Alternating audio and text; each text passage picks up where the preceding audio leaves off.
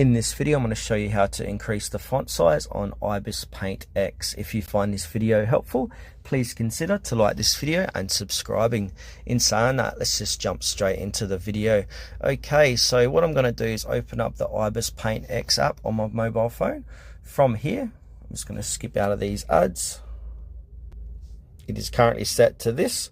So in order to make this larger and easier to read, what we can do is go back and then click into our settings app.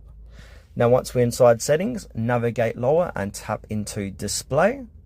Once again, navigate lower and then tap into font size and style. At the bottom of the page of font size and style, you're going to see a slider.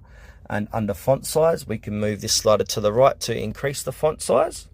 And likewise, move it to the left to decrease it. So I suggest having a plan around of what font size you want your Ibis Paint to be. So I'm going to keep it near the right hand side. And if I go back to Ibis Paint X, it's going to increase the font size above that amount.